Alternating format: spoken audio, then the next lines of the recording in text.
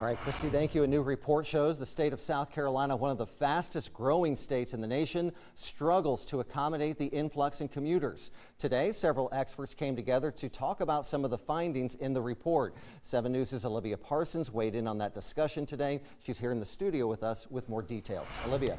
Thank you. TRIP, a national transportation research nonprofit, released a new study Wednesday. The report is a breakdown of where the state is at and if we're able to move forward in terms of providing an efficient, safe, reliable transportation system for the state of South Carolina. And according to TRIP, transportation levels in South Carolina are continuing to get back to pre-pandemic volumes, which presents new challenges to our commuters and to our commerce.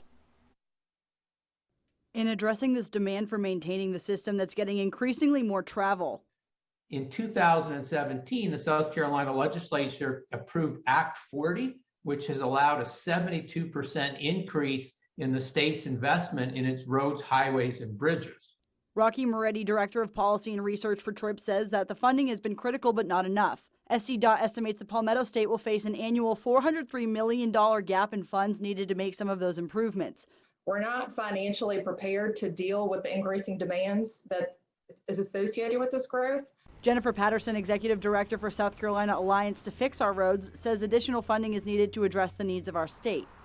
And right now there's 2 immediate funding opportunities on the horizon that would have profound impacts on South Carolina. And the first is passage of the bipartisan infrastructure plan that's pending in Congress. Patterson says an increase in population puts stress on our roads and businesses. We're finding that our folks hauling grain, hauling logs, hauling poultry, processed goods around the state are having to divert routes 10, 20, 30 miles to get around. People don't really like the trucks, but they want their stuff. And so we've got to figure out a way to safely and efficiently accommodate the movement of freight and services by truck.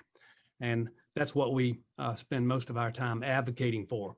And adds South Carolina will need to look for opportunities to increase transportation investment from all levels of government to maintain safe and reliable transportation systems.